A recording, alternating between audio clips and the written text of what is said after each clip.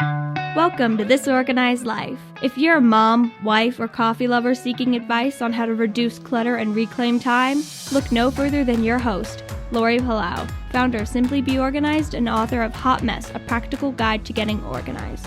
For a lot of people, clutter is their dirty little secret, but it doesn't have to be. Each week, we will share practical tips, chat with experts, and provide strategies on how to keep you organized. I hope that by sharing our stories, you feel a little less alone and more empowered to tackle the areas that are holding you back. So let's get started.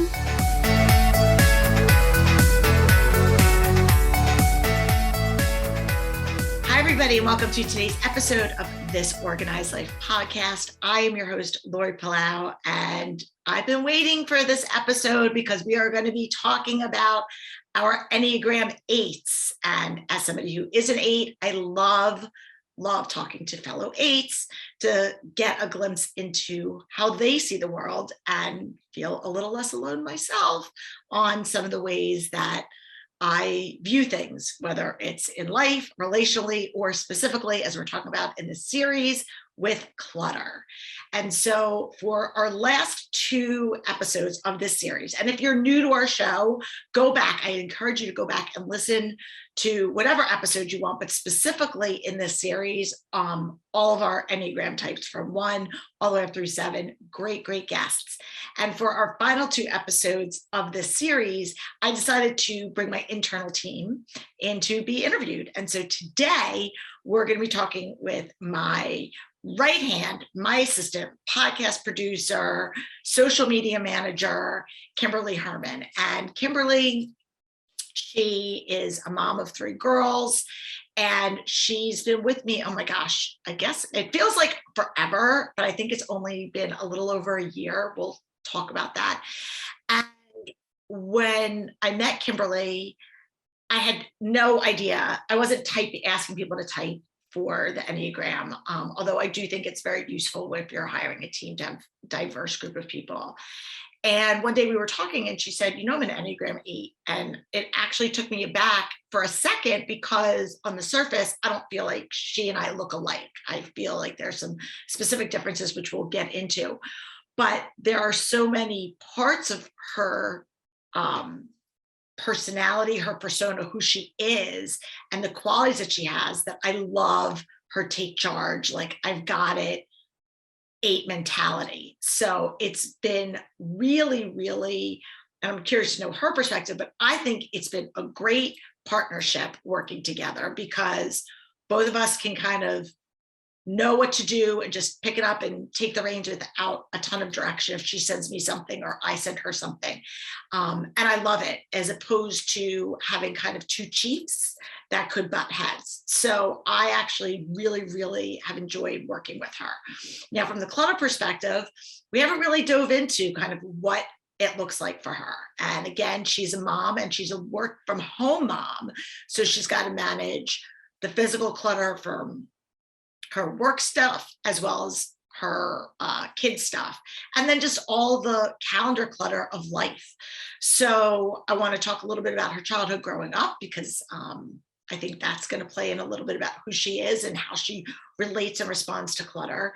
And I just can't wait to have you guys meet her. So without further ado, let me welcome my friend and right arm, Kimberly Herman. Welcome, Kimberly. Hi, how are you? I'm so glad that you're here. Welcome to the show. So Kimberly obviously knows. Guess it would help if I put my phone on mute. There you go. That's okay. We'll edit that out. Edit that out. Unbelievable. Rookie mistake. So anyway, so Kimberly knows a lot about our show, obviously, because you edit each and every episode. I do. You are behind the scenes of everything This Organized Life podcast, Simply Be Organized, if it relates to social media, the website, anything on the technology side. Kimberly is responsible for that. It's a big job. Yes, I do. I do everything, right? So, it's fun. I like it. I enjoy it. I enjoy working with you. I think, you're very to the point and you're like, okay, yeah, let's go with that. You don't take a lot of time to really make decisions. You make decisions and that's it. Right. So I think that's one of the things I really like about having you as a client. It just, gives me a chance to just work alongside you, basically, not, I hope so. I mean, I try to give a lot of autonomy and what I love about Kimberly, and we're going to talk about it again. This isn't necessarily a series on the Enneagram itself, but really about clutter, but just to kind of talk about it, is Kimberly's got some thick skin. So I don't tend to be mean, but sometimes directness can be misconstrued as being mean or unfeeling. So if Kimberly sends me something that I don't like, I could be like, I don't like that. And she doesn't take it personally. I could just be like, I don't like that. I don't like that color, or I don't like that font, or that doesn't sound like me, or whatever. And you're just like, okay, which is a very eight thing. And so I think that that's good, where if I had somebody else that might get their feelings hurt, that I was attacking them personally. Yeah. And I felt that, like, as not with you and I, but just, as an 8, I've felt that, like, you're attacking me. And I'm like, I'm really not. That's just my personality. It's just, I'm blunt and to the point, and sorry if I hurt your feelings. I try to not be, that way with certain people in my life, but it doesn't always work. Sometimes I just have to be like, sorry if this hurts your feelings, but this is how it's going to be. This is how it is. So, all right. So take a step back and let our listeners, well, first tell them a little bit about who you are and what you do. And then we could talk a little bit about the Enneagram 8. Yeah. So as Lori said, I'm a mom of 3 girls. They're 12, 10, and 8. They are on summer break right now, so I apologize if you hear them in the background. I tried to have them be quiet, but that's life. I work from home. We live in Connecticut, and I'm a social media manager. I've been doing this about 2 years, maybe 2.5 now. It depends. And I've been working with Lori for about 1.5 years almost, I would say. I feel like it's forever. It's like, I feel like I've just always known you, and we have a good working relationship. So, I like to say I'm a social media manager by day, but a wine drinker by night. So another reason why, and on some days, the other way around. Some days, the other way around. Yes. Some days I'm working at night. It just depends on, our schedule and things like that. And that's what I love. I can be flexible, but run my own show and not really need input of other people, except, feedback. Right. And I really appreciate feedback, because I'm not a sensitive person and don't take things too personally. So, well, that lends itself nicely to my next question, which is, can you just elaborate for our listeners a little bit about the Enneagram 8? Obviously, for people that have been around us, they've heard me speak about it, but in your own words, talk about the 8. And then you can also talk about your journey into learning about the Enneagram. Yeah, sure. So I feel like 8s are, self-confident. They are fiercely independent people. They like to have control. They tend to make decisions easily, which we've talked about, and they don't really think about making those decisions. It's just sort of black or white decision making. And they, what else do I have on my notes here? They've been told they're blunt and intimidating, which I get a lot. I feel that a lot. I never got that vibe from you, by the way. I never at all. And I guess our dynamic of our relationship is different, but I've never picked. That's why I was at first surprised when you told me you were an 8. No, I've been told that multiple times. You're an intimidating person. Because I don't know, I'm just confident. I don't know why they think that. I mean, I don't come off that way usually, but I've been told that many times.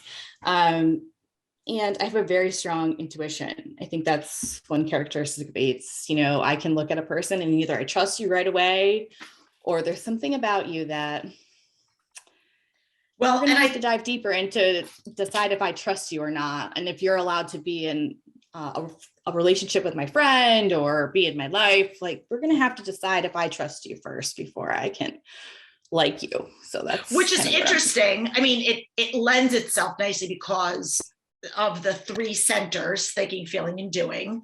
8s are in the doing gut triad. So we lead, no pun intended, intuitively by our gut, by our intuition. So that is very common. And I'm sure you have always been this way.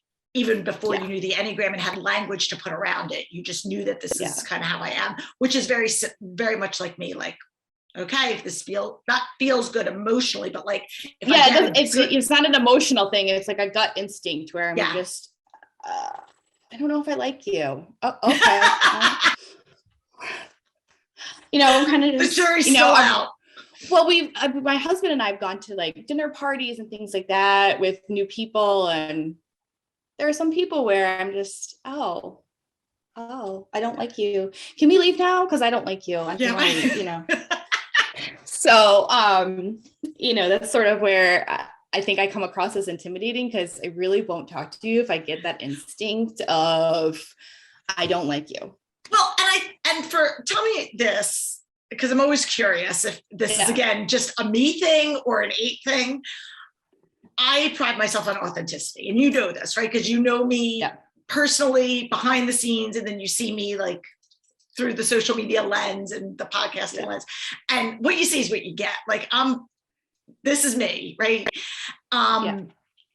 So I'm curious for you, authenticity is a big like core value in my life, and I'm authentic. And so I feel like I can sniff out people who are inauthentic, and that's like a major turnoff for me. I'm wondering kind of how that is for you. Yeah, it's definitely a major turnoff. If you're not going to be real with me, if you're not going to tell me like it is, then we're not, there would be like, before I met my husband and things, I would just be like, oh, no, you're not the guy for me, because you lied to me, or you just tried to be somebody who you weren't, and things like that. I just can't. Just tell me who you really are, because that's what I want to know at the end of the day, so that I know in my gut that I can trust you. And trust for me is bigger than control. 100%. So that's where I feel, the most healthy is trust is greater than control. Because yes, I like to be in control, but if I can't trust you, then no, we're done. Well, I'm curious also, in terms of the control factor, is it because you feel that you, like, where do you think your control stems from? I don't want to put words in your mouth. I'm going to let's get to that, right? Because I have some things of where I think it comes from. Okay.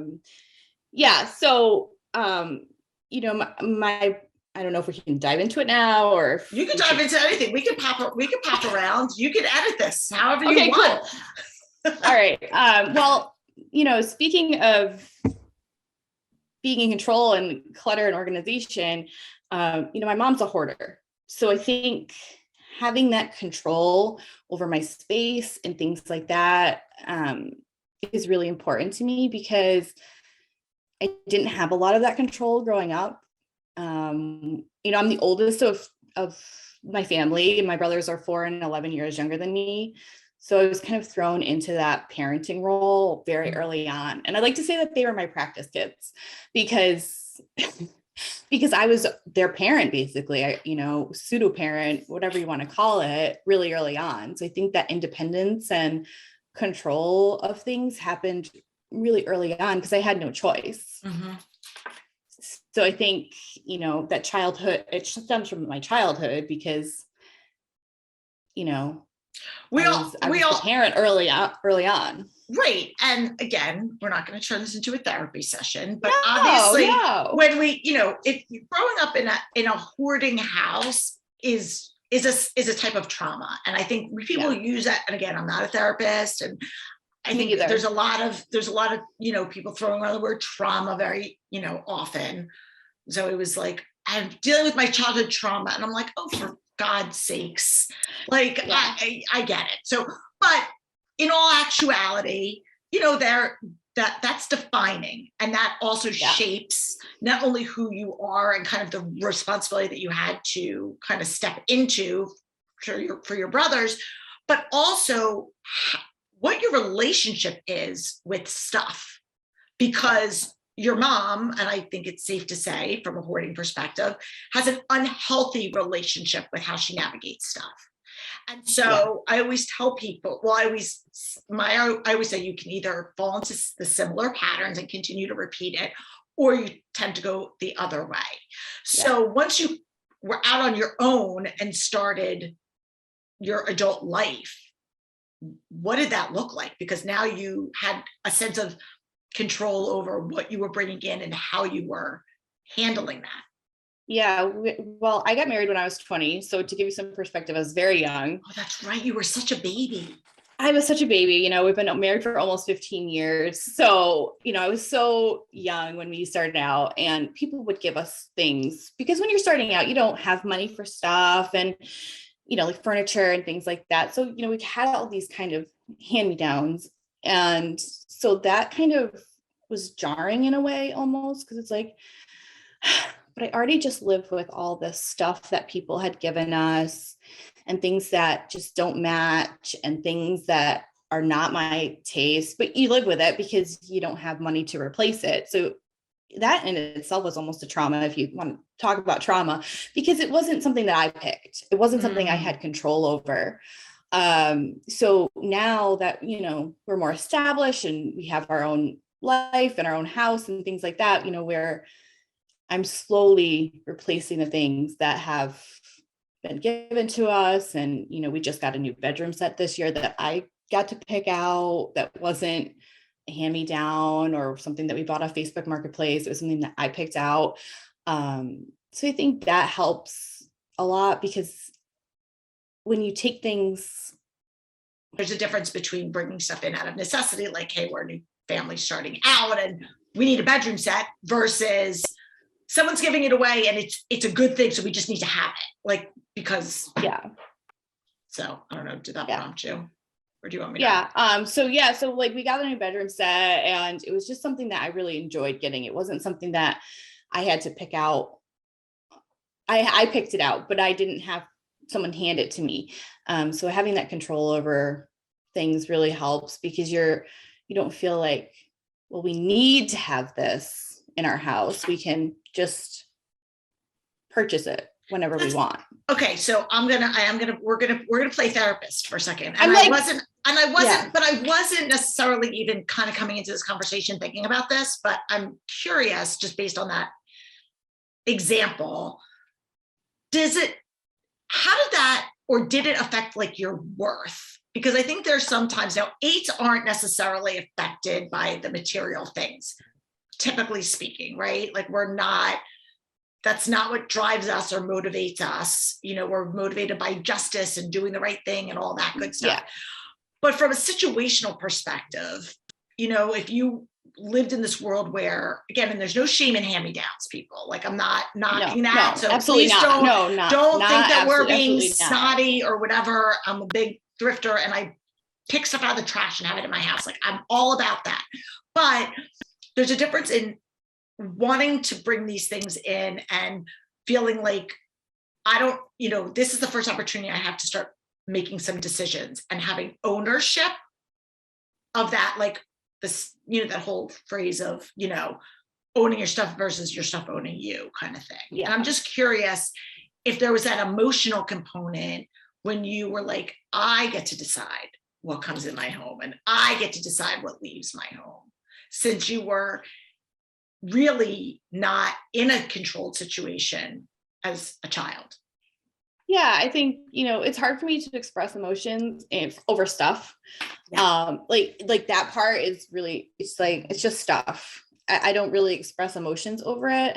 But when we got the new bedroom set, it was like, oh, joy. I kind of felt like, oh, joy, because I got to, experience something that, not everyone gets to. I don't want to say everyone gets to have a new bedroom set, and not everyone gets to, enjoy the things that we're enjoying now in our lives. But, that joy of, oh, I have control over this. And what else can I change in my life that gives me joy? So I think that really invoked I want more joy in my life, and not just in stuff, in joy and other aspects. Do we want to go on vacation? That'll give me joy. Do we want to, explore a new place? Or, I just automatically think of traveling because I like to travel, but, just those things, like, what can I bring to my family that will bring them joy? Mm-hmm. So that sort of invoked like, oh, I do have emotion. It's just kind of buried under all the other stuff, but, we're getting there. Well, it's funny. So I was in a therapy session several years ago. And it was right when I was learning the Enneagram. So I was still kind of like an Enneagram newbie. And I was talking to my therapist and I said something, she asked me something about like my emotion or like, how does that make you feel? And I was like, I don't have emotion. I don't feel it. And she goes, Yeah. Yes, you do. She's like, your emotion is just rage. It might not be like, and I was like, oh, you're so right. Like my emotion. So I always come back to, okay, like I am having an emotional response to something, but not emotional in the traditional sense that you would think, oh, you're crying and you're sentimental and you're this. It's just my emotion comes out, unfortunately, as anger and rage. And as I'm getting older and I'm trying to like balance that out a little bit and have less and become more aware. And I think the more aware I am of that, the more I can nip it in the bud. Once she kind of named that, I was like, oh yeah, that's right. So does that? Yeah. Oh yeah. I totally identify with that because people would say, well, you don't cry, Mm-mm. and I'm like, crying's really difficult for me. I don't want to be vulnerable on the outside. I can think of certain instances where I've really just been okay with allowing myself to just cry openly. And it's been few and far between. It's always been, we are going to a funeral and we're not just going to a funeral, we're going to the National Cemetery and they're going to shoot the guns and then do the flag and all the things. That for me is emotionally triggering. Yes. But like other circumstances, I mean, I cried when my children were born, of course, but it was kind of like, okay, yeah, they're here. Great. I was more happy that they were here than really feeling like I'm so glad the labor's over. No. Yeah.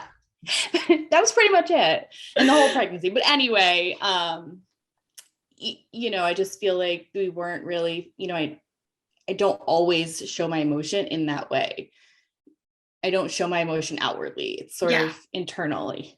Yes. And always anger and rage. Like, that's my first emotion for things. Yeah. And eights are a type that one of the characteristics of the eight is that we stand independently. We're not like some certain types, their emotional responses can be regulated based on other people's approval or not approval, especially when they're in an unhealthy space, which is a slippery slope because again, you're never going to please everybody. And I had this conversation with my daughter just the other day where I was like, you have to stop trying to please everybody because you're sitting here crying on the floor and that is not healthy for you. Yeah.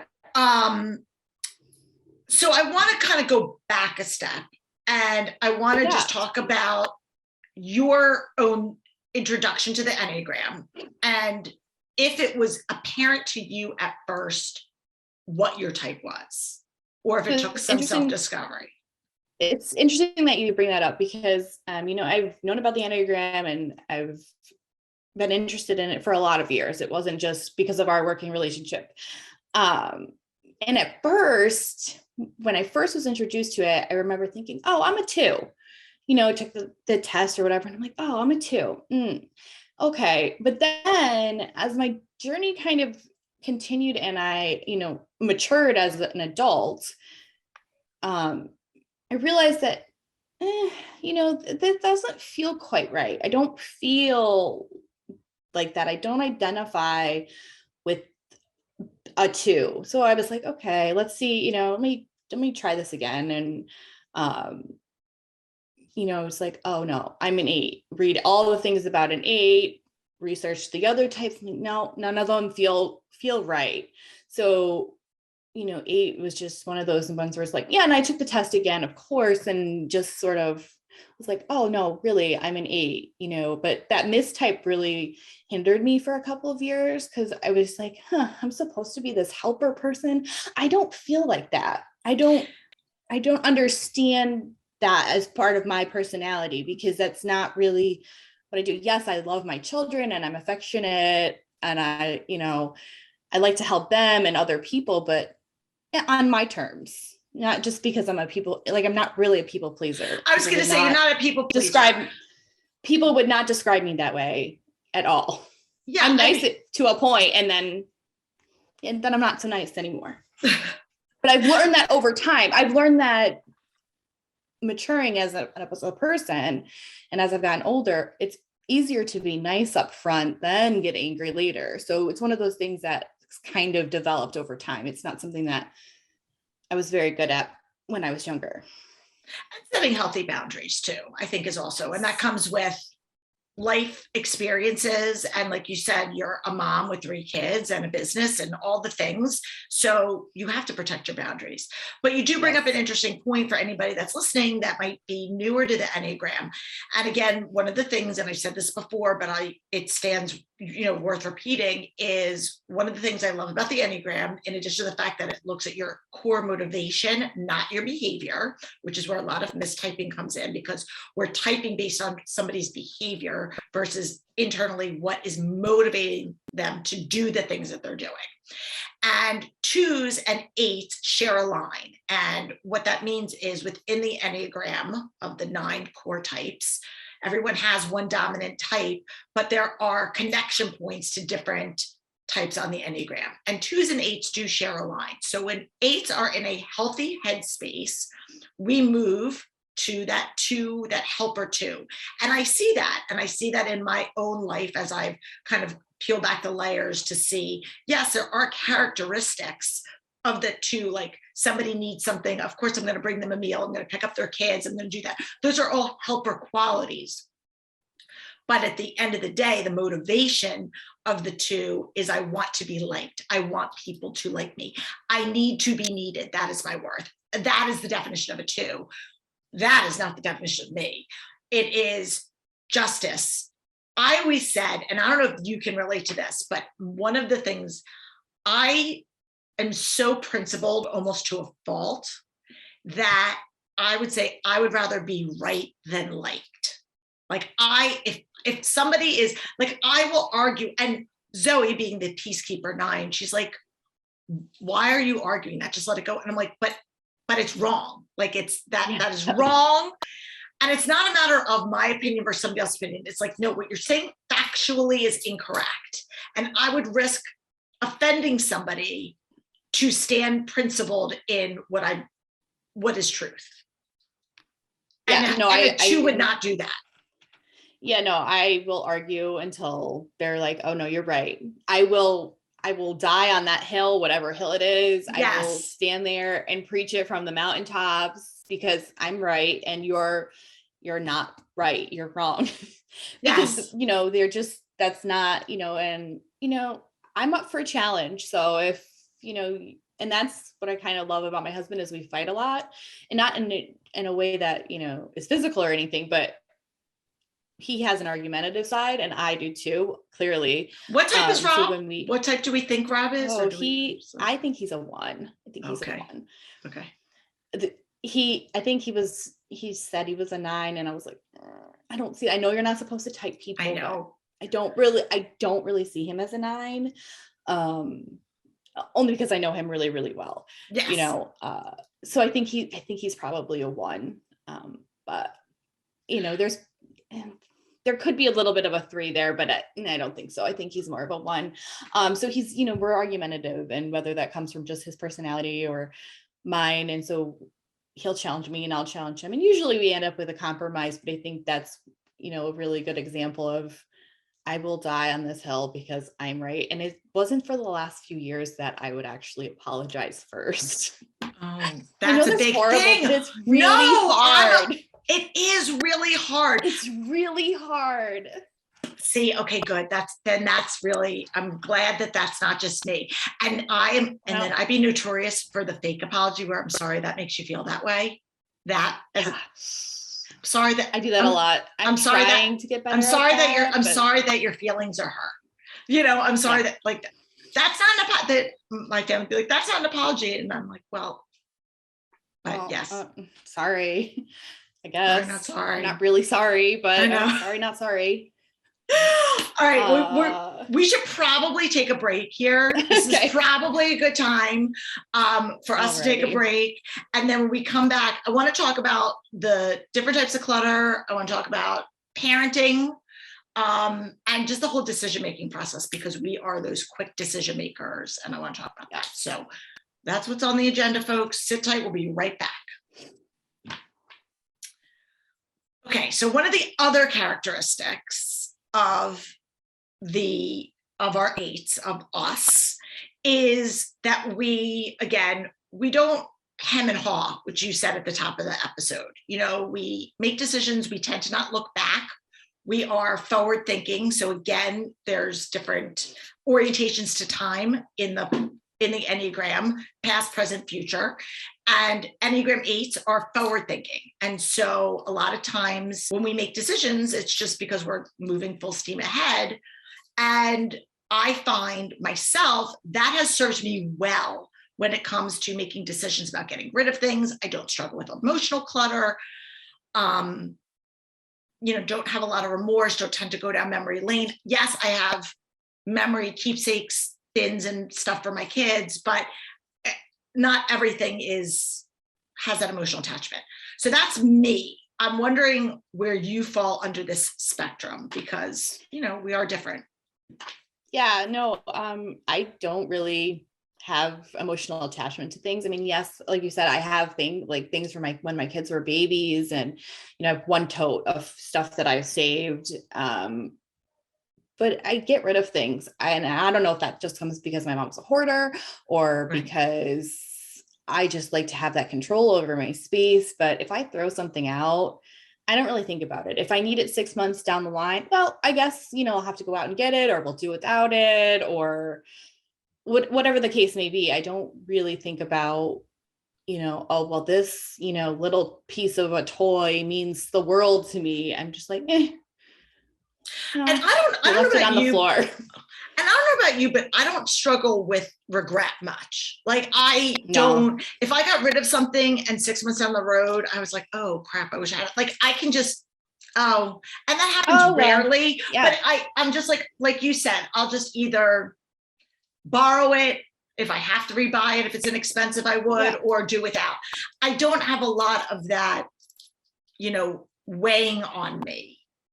Yeah, no, right now in the room I'm in, you can't see it, but behind me, we're redoing the basement. So everything from the basement is up here in this room, and it's driving me literally insane. I cannot control it because it's just there, and all their toys and their puzzles and all their games are just in my space, and it's just driving me mad. But in the flip side of that, it's good for the rest of the house because I can't control this one room. I'm controlling everything else in the house. So things are getting organized. Just this week, I'm like, I want to move the coffee maker. The coffee maker is so far away from the spoons and the cups. We're going to move that. Yeah, you need a zone. You need a beverage coffee zone. So, I mean, the cups are above the coffee maker, but then the spoons are all the way across the kitchen. And I'm just like, this is not working. No. This is not good. So I'm like, okay, how am I going to do this with the least amount of disruption to the rest of the kitchen? Because once I kind of start a project, and I will say that my kitchen is like the most frequently reorganized, because how can I make this work better is something I'm really passionate about, making sure that everything is functioning, because I like to be efficient. I don't want to waste time. Mm-hmm. Looking for something 100%. I don't have, or, where did I put that 6 months ago? I don't know, so I have like different spots for different things, especially, in the kitchen, because we have a lot of kids stuff in the kitchen still. The kids come in through the kitchen and they drop their stuff, and they have their water bottles and all their art stuff, and, everything like that is just sort of in there. So, which is what I call this, that's just situational stuff. Even like when you were talking about the playroom, and obviously you and I talk all the time, and we're on Zoom all the time, and I've seen the messy pockets or whatever. Yes. But again, it's what I refer to folks as situational clutter. It's there for a specific reason. You're doing a renovation, Christmas is coming, a birthday's coming, a party, so you're accumulating this stuff. That's different than chronic clutter, which is we don't have a home for this. We don't know what to do with it. We're just accumulating stuff and don't know what we're doing, so we're just going to have stuff everywhere. Totally different. This is based on a specific situation, and soon it will be gone. It's just a matter of the inconvenience of it now. And even like you said, with water bottles, and when your kids, you don't have babies anymore, but you have the sippy cups and this and that and the other thing. Stuff, You have stuff, and it's that, how do we just kind of work through it? I'm curious as a parent. So again, I'm not sure, using my kids as the guinea pigs, are the things that I did or the way that I behaved a reflection of my eightness, as a reflection of my profession, being a professional organizer?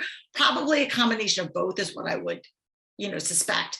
But when you're helping the girls go through the decluttering, whether it's their toys or their clothes, talk a little bit about your approach and how you handle that, because I'm curious what that looks like. Sure. Yeah. So I will give you the example of my middle daughter. She's definitely a 2, probably, I would say. I mean, I know you're not supposed to type them, and she's too young right now, but the characteristics of a 2 are there in her too, I would say. But anyway, so she's very sentimental about things. She has a very sentimental side. So for example, I'll say, okay, it's time to go through your stuffed animals, because we can't keep 50,000 stuffed animals. And literally, I probably could count them, and there's 500 up there. But she will cry if I bring that up, because to her, they are her friends. They are part of who she is. So, I've really learned to just let that go. I've really learned to just say, okay, well, as long as they're contained, okay, we're okay. Like, do you give her, so for people that are listening that might be going, oh my God, that's my kid, because both my girls were stuffed animal kids more than dolls. But Logan specifically, as we know, everything has feelings. I would give her like a big and a kind of like a deep basket that was like from Target or something. It's still in our room to this day. And I would say, you just need to figure out what fits in here. Yeah. And so do you give her a space to work within so that she has? Yeah. She has like a big, huge bin. And I said, as long as it fits in this bin, you can keep it. If it doesn't fit, then you need to find another home for it, or you need to decide that it's okay if another kid has that as their stuffy, and I say you can have 5 on your bed, because otherwise her whole entire bed there'd be no place for her to sleep. Because she would just have it to the ceiling. So, I said, you can have 5 of them on your bed, and you get to pick whichever 5 they are, but the rest have to be in this bin, because otherwise it will take over, and she's the same with her Legos. So Legos she loves Legos. Her father's an engineer by trade, and so she has that engineer brain. So I'm like, okay, you can keep your Legos, but they have to be in this container. And they can be like the ones that she builds and stuff, they can be wherever, but they have to be in specific places so that you're not overwhelmed with your stuff in your room. So does she have the completed peaceful Legos? So does she have she'll build like a model of like a whatever, and then does she want to display that and have that in her room? Yeah. See, Zoe was like that. Logan wasn't as much. Yeah. And it's just, okay, I get it. I understand it. But, she, so she likes her things. And my youngest, she's just like, I don't care. Okay, we'll get rid of it. Okay. So, she likes clothes a lot. So going through her clothes is really hard, especially because I have 3 girls. So there's been a lot of hand-me-downs over the years. And by the time it gets to Natalie, my youngest, I'm just like, I am tired of looking at this shirt. I can't look at it anymore.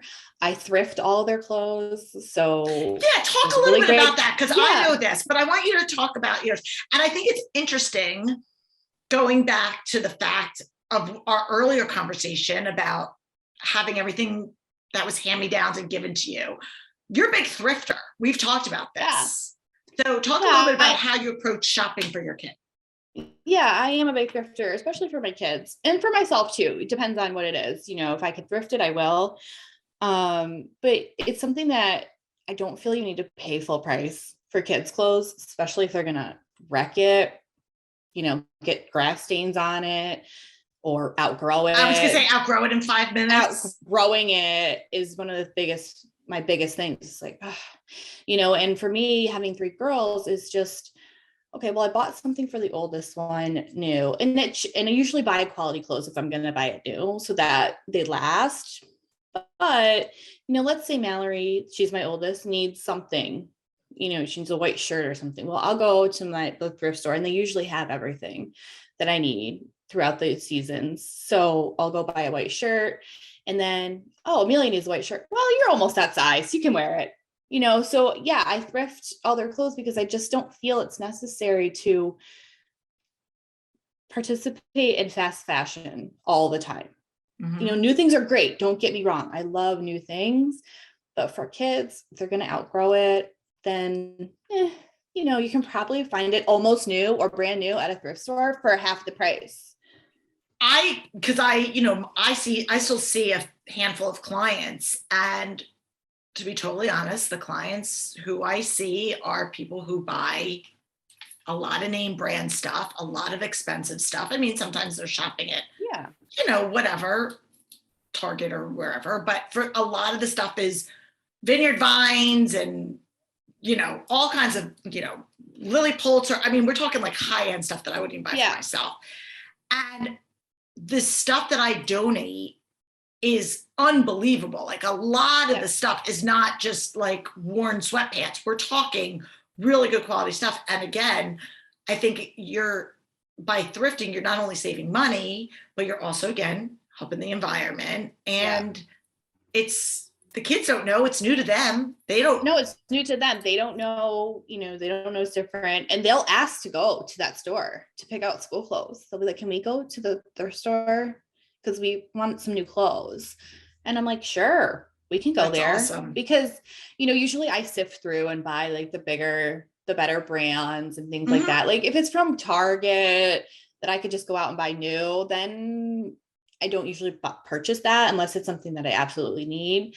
But this particular thrift store that we go to, they also have like toys. I get a lot of their Christmas stuff from there because it's plastic. You can wipe it off. They don't know. Well, Courtney will for anybody that's local. So Courtney, my former social media manager, who's been on our show, she had worked with me for years and left to open or take over a kids consignment store.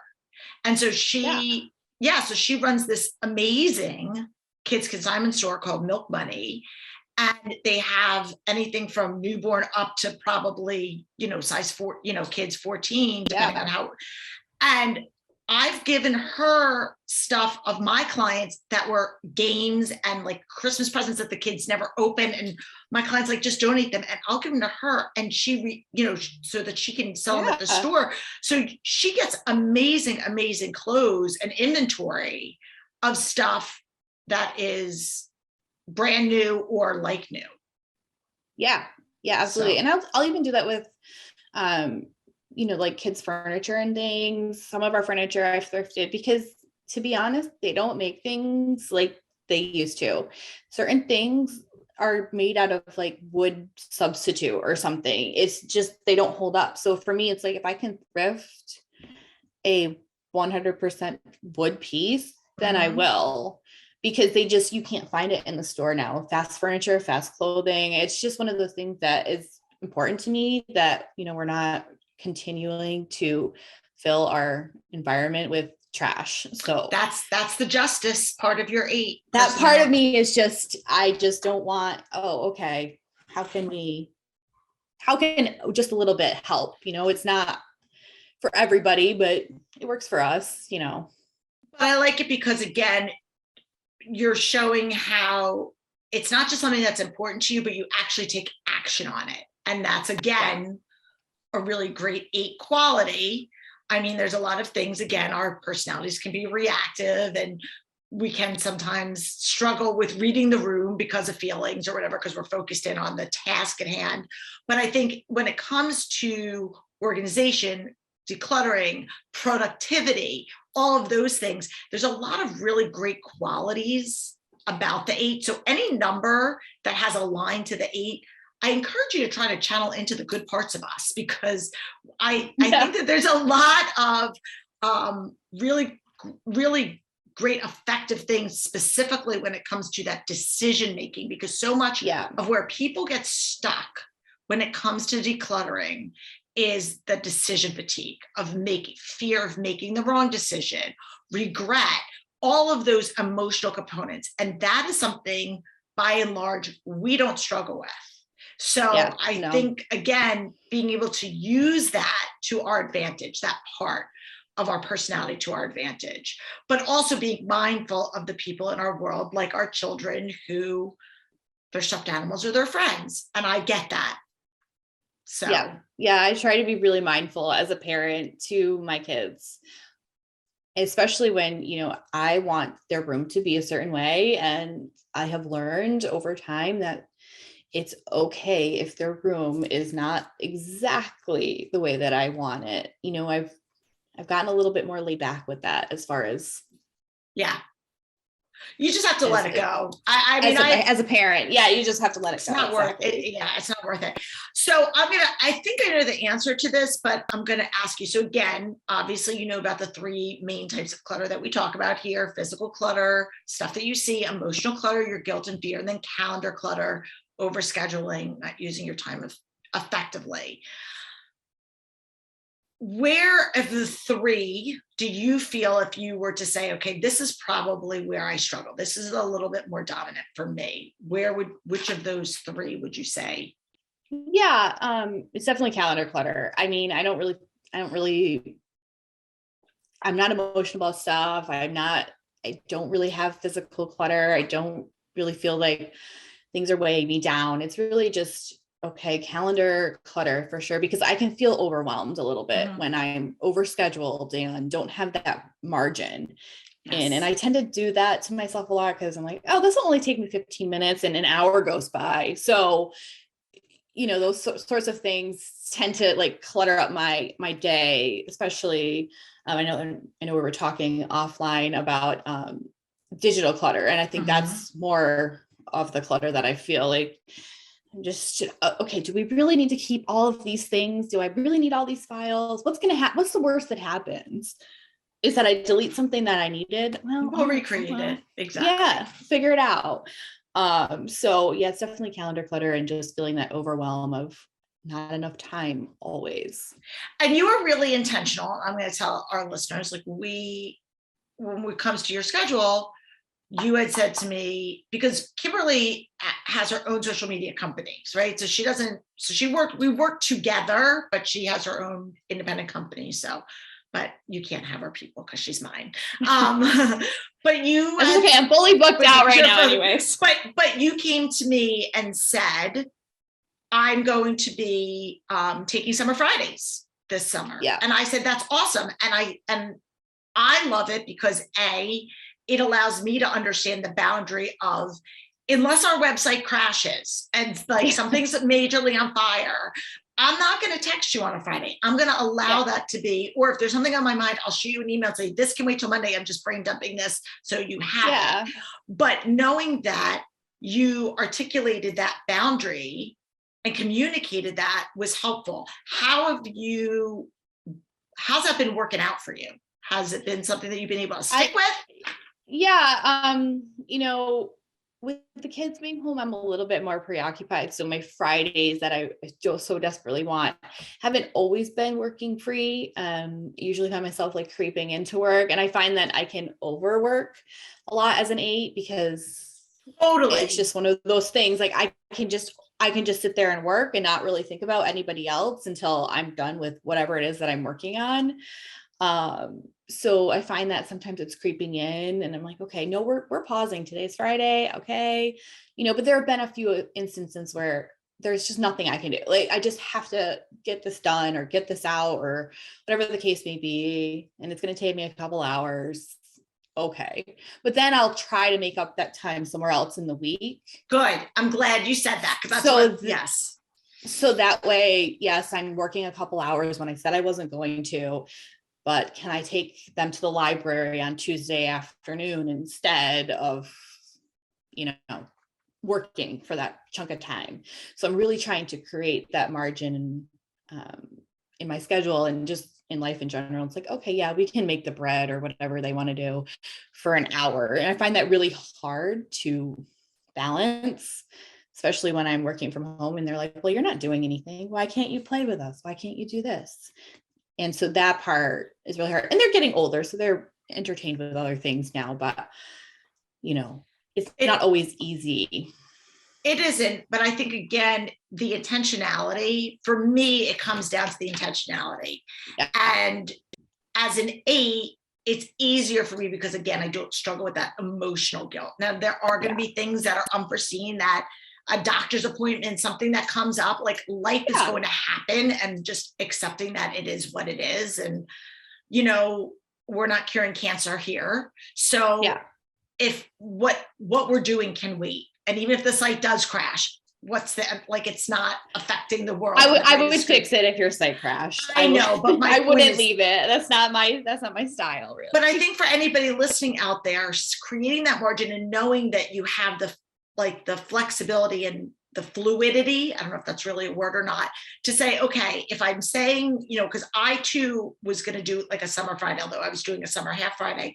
And that way I was like, if people were like, oh, can you meet for lunch? Or do you want to go shopping? Or do you want to do this? Or just whatever. I gave myself that permission to walk away. And I have a client that we're doing a big reveal for their daughter. She's turning 10. We're redoing a room renovation. And long story short, I want to get it done on Friday. So I am going to see a client tomorrow, but the following Wednesday, I have a girlfriend that I haven't seen in a while, and we're meeting for lunch. And I'm going to not allow myself to feel guilty for meeting for lunch on a Wednesday, which is typically my work time because I'm very somewhat regimented with my schedule, and I'm just swapping it. And that's how I'm justifying it for myself. Yeah. So I think Go ahead. I'm sorry. No, fine. You're fine. I was just going to say, and I think for me, it's really important to be able to rationalize or justify the decisions that I'm making, so that I can that's kind of the strategy that I'm using. And for a different type, they might need to apply a different strategy.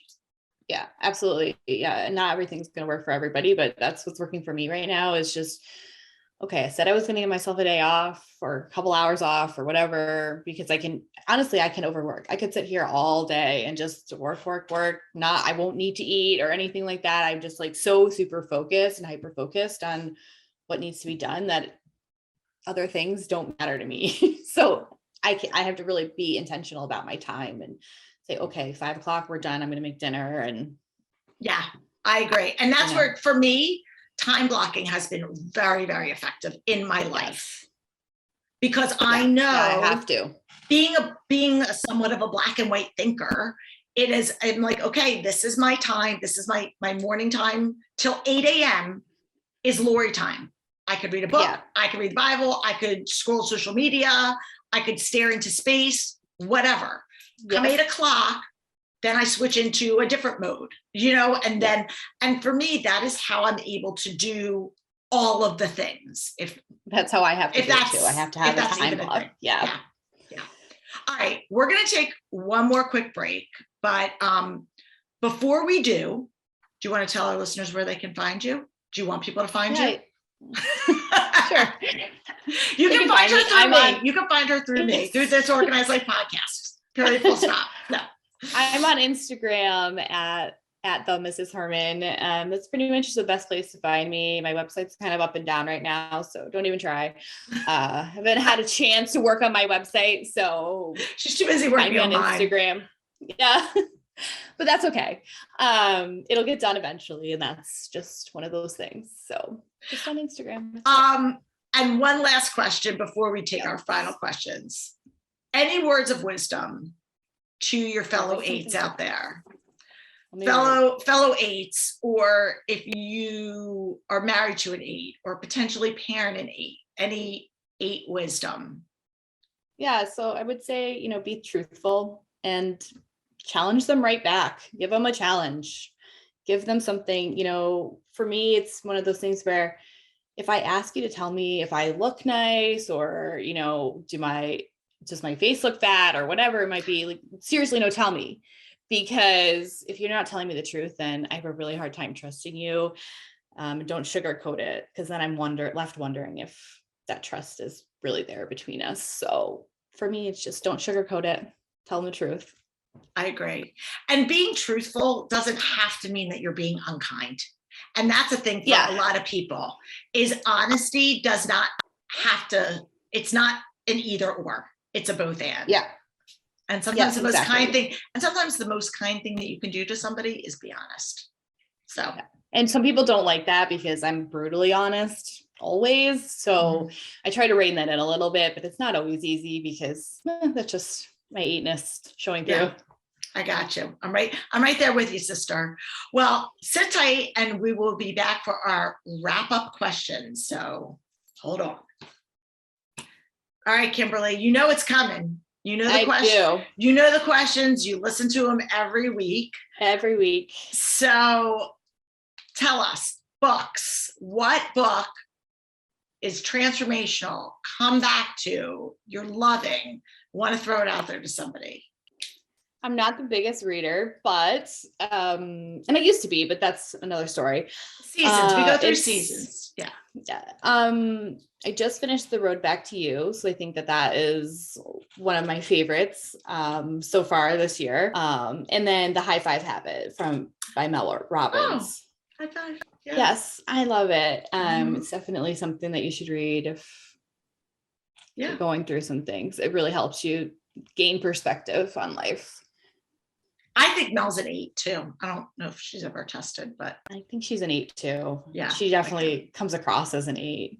Yeah. In fact, when I edited her episode, I'm like, I just kind of sat there and just kind of stared at the screen. I had to go back and re-edit it because I was just sitting there in awe of what she said. So if you want to go back and listen to her episode 265. Oh yeah. We'll link to that. Because that episode is a really good episode for those of us that in the 8 Enneagram. Yes, absolutely. All right. And because we're all about honesty, we're all about authenticity here. In this season of your life, where do you feel the most organized and where do you feel like a hot mess? And maybe it's going to be the playroom. I don't know. It could be something else. Right now, this room is the biggest hot mess in my life. I'm staring at things and just, it's driving me nuts. Flip the camera. So if you're watching us on YouTube, there's like nothing behind you. No, because I flipped my computer around. My empty cabinet. But yeah, that would be the biggest hot mess right now. And the basement is destroyed, but it's situational. It's being renovated. But it's just one of those things that I can't control it. So I don't like it. And then the most organized, I think, I'm starting to really get a handle on my calendar. So yes, it's the most struggling for me, but I also am starting to get a better handle on it. So just making sure I'm intentional and being organized with my life and giving that balance to it. So, and I think in work, you're very organized. Like you have. Oh, thank you. Yes. Whenever we have, our weekly meetings, you're right on top of everything. So I don't worry. I try to be. No, I don't worry. So as people out there, if you are a small business owner, or even if you're not, if you're looking, you want the doers, you want people that don't like to be micromanaged, don't need to be micromanaged, hire an 8 because we'll get it done. We will get it done. Kimberly, thank you for coming on the show and being on the front side of the mic. Time. Yes, I appreciate it. And if you, again, are new to our show, please make sure to click the subscribe, follow button wherever you are listening or watching if you're on YouTube. And we're all over social media, this Organized Life podcast. You can shoot us questions, comments. If there's a guest that you would like to see, topic you'd like to hear, please let us know. We also have hundreds of episodes in our archive. So we very well may have covered a topic that you're interested in. So feel free to kind of scroll back through the history of our shows. And we'll be back next week to wrap up with our Enneagram 9s, the peacemakers. Until next week, I'm Lori Plow. Peace out. Thanks for tuning in. If you like this episode, please spread the love and share it with your friends. And if this is your first time joining us, make sure to click the subscribe button wherever you're listening so you never miss an episode. And while you're there, please leave us a review so other people know that our show is worth the listen. You can also find us on YouTube and Instagram at This Organized Life Podcast. And if you'd like to connect with us, you can head on over to our website at simply the letter B like boy organized.com, which is filled with tons of resources, including free downloads, checklists, links to our amazing organizing partners, and all of our digital offerings. I'll see you next week for another episode of This Organized Life.